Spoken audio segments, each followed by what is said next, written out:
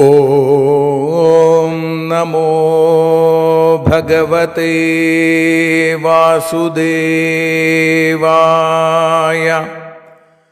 ഓം നമോ ഭഗവതേ വാതനാഥായ. ഓം നമോ ഭഗവതേ നാരായണായ.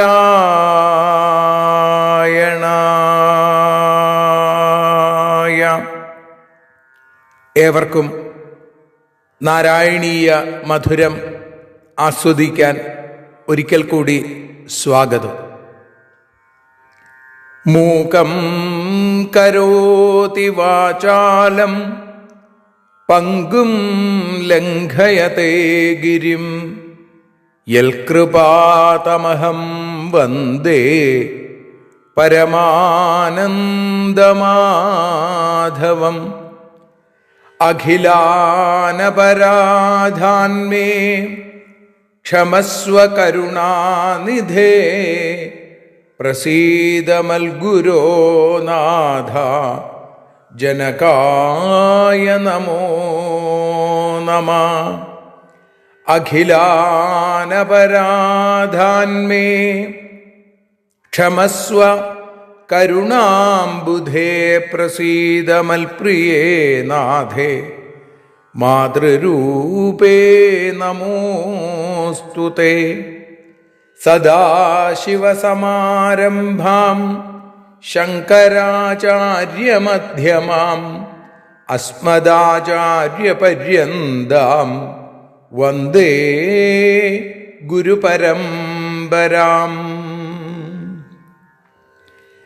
നാരായണീയത്തെ പറഞ്ഞിടുമ്പോൾ നാരായണാഖ്യനെ നമിച്ചിടുന്നു. നാരായണൻ വായുപുരത്തിലീശൻ നാവിൽ നിറഞ്ഞെന്നെ തുണച്ചിടേണേ.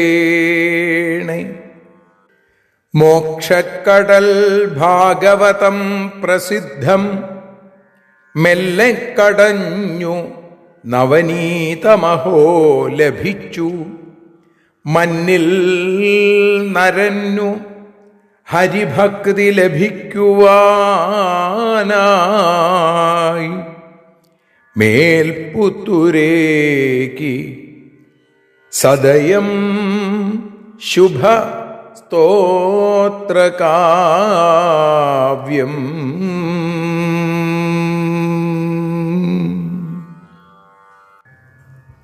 പൊന്നുഗുരുവായൂരപ്പൻ്റെ പാദാരവിന്ദങ്ങളിൽ ഭക്തിപൂർവം മേൽപ്പത്തൂർ സമർപ്പിച്ച സ്തോത്രമലരാണ് ശ്രീമന്നാരായണീയം. ആ ശ്രീമന്നാരായണീയത്തെ നാരായണീയ മധുരമായി നാം ആസ്വദിച്ചുകൊണ്ടിരിക്കുന്നു. ഇന്ന് 236 ദിവസം 236 ശ്ലോകം. അത് 23 ദശകത്തിൽ 4 ശ്ലോകമാണ്.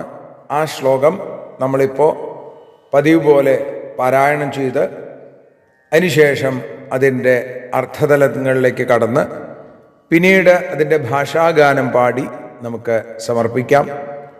ചിത്രകേതു ചരിത്രം ആണ് ഇനി നമ്മൾ കേൾക്കുന്നത്. പ്രാക്ഷൂരസേന വിഷയേ കില ചിത്രകേതു പുത്രാഗ്രഹീ നൃപതിരംഗിരസപ്രഭാവാൽ ലബ്ധ്വൈകപുത്രമധ തത്ര ഹതേ സപത്നീ സംഘൈരമുഹ്യദവശസ്തവ മായയാസൗ. പ്രാക് ശൂരസേന വിഷയേ ചിത്രകേതു പുത്രാഗ്രഹീ നൃപതി കില അസൗ അംഗിരസഃ പ്രഭാവാൽ ഏകപുത്രം ലബ്ധ്വാ അധ തത്ര സപത്നീസംഘൈ ഹതേ തവ മായയാ അവശ അമുഹ്യൽ എന്നാണ്. പ്രാക് ശൂരസേന വിഷയേ ചിത്രകേതു. പണ്ട് ശൂരസേന രാജ്യത്ത് ചിത്രകേതു എന്ന രാജാവ് അദ്ദേഹം നൃപതി ആസീൽ. എങ്ങനെയുള്ള നൃപതിയാണ്? പുത്രാഗ്രഹി, പുത്രനുണ്ടാകണം എന്നാഗ്രഹിക്കുന്ന ഒരു രാജാവ് ഉണ്ടായിരുന്നു. കില അസൗ അങ്കിരസഹ, അദ്ദേഹം അങ്കിരസ് മഹർഷിയുടെ പ്രഭാവം കൊണ്ട്, അദ്ദേഹത്തിൻ്റെ അനുഗ്രഹം കൊണ്ട് ഏകം പുത്രം ലബ്ധ്വ, ഒരു പുത്രനെ അദ്ദേഹത്തിന് ലഭിച്ചു.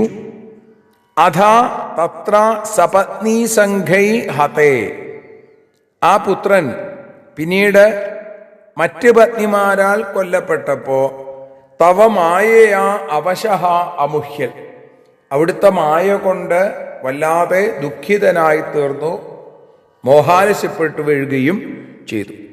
ചിത്രകേതുവിന് 1 കോടി പത്നിമാരുണ്ടായിരുന്നു എന്നാണ് ഭാഗവതം പറയുന്നത്.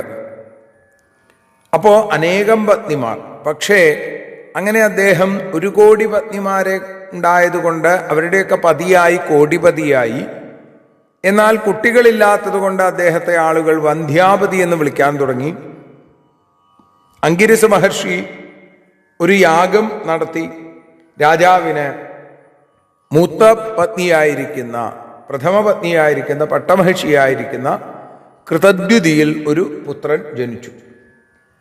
ഭർത്താവിന് ആ പുത്രവതിയായ കൃതദ്യുതിയിൽ സ്നേഹാധിക്യം, തങ്ങളിൽ സ്നേഹക്കുറവ്, സാമർഷം നൃപം പ്രതി, അവരോട് ആ സപത്നിമാർക്ക്, ബാക്കിയുള്ള ആളുകൾ എല്ലാവരും ഉണ്ടല്ലോ, അവർക്കൊക്കെ രാജാവിനോട് അമർഷം തോന്നി.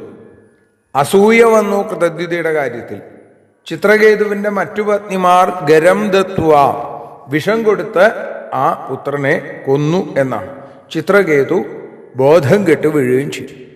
ശ്രീമദ് ഭാഗവതം 6-ാമത്തെ സ്കന്ധത്തിൽ 14-ാമത്തെ അധ്യായത്തിൽ വർണ്ണിച്ച കഥ അവിടെ ചുരുക്കി. 9-ാം അധ്യായം മുതൽ 12 കൂടി 4 അധ്യായങ്ങളിൽ വൃത്രാസുരന്റെ കഥ പറഞ്ഞിട്ടാണ് ഈ കഥ പറയുക. അപ്പോൾ ചിത്രകേതു ചരിത്രത്തിന്റെ അവസാനത്തിൽ ചിത്രകേതുവാണ് വൃത്രനായി മാറിയത്. ഭാഗവതം ആദ്യം വൃത്രാസുരന്റെ കഥ പറയുകയും പിന്നീട് ചോദ്യത്തിന് മറുപടിയായി ആ വൃത്രാസുരന്റെ പൂർവ്വവൃത്താന്തം പറയുകയാണ് ചെയ്യുക. എന്നാൽ നാരായണീയത്തിൽ നമ്മൾ ഹിരണ്യാക്ഷന്റെ കഥയിലും ആ ഭഗവാന്റെ വരാഹാവതാരത്തിലൊക്കെ നേരെ ആ കൃത്യമായിട്ട് കാര്യങ്ങൾ പറഞ്ഞു പോവുകയാണ്. അപ്പോൾ ആദ്യം ചിത്രകേതുവിൻ്റെ കഥ പറഞ്ഞു. കാരണം പട്ടേരിപ്പാടിത് മുഴുവൻ വായിച്ചു മനസ്സിലാക്കിയതാണ്, പിന്നെ അതിൽ സംശയമില്ല. അപ്പം ആദ്യം ചിത്രകേതുവിൻ്റെ കഥ, പിന്നീട് ചിത്രകേതു ആരായി മാറി എന്നുള്ളത് പറയുന്നു. അപ്പോൾ ആ ശ്ലോകങ്ങളൊക്കെ നമുക്ക് നാളെ അനുസ്മരിക്കാം. ഇപ്പോൾ ഒരിക്കൽ കൂടി ഈ ശ്ലോകം ചൊല്ലാം, പിന്നീട് ഭാഷാഗാനം. പ്രാക്ഷൂരസേന വിഷയേ കില ചിത്രകേതു പുത്രാഗ്രഹീ നൃപതിരംഗിരസ പ്രഭാവാൽ ലബ്ധ്വൈക പുത്രമധ തത്ര ഹതേ സപത്നീ സംഘൈരമുഹ്യദവശസ്തവ മായയാസൗ. ശ്രീഹരിയം ഒരു ഭാഷാഗാനം. നാരായണ നാരായണ നാരായണ നാരായണ നാരായണ നാരായണ രാധാ ഗോവിന്ദ.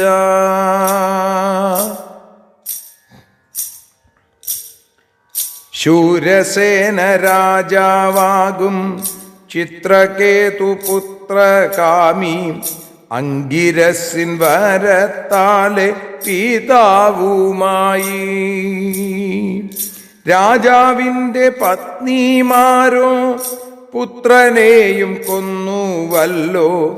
അരചനോ മായാമോഹാൽ കുഴഞ്ഞു വീണു.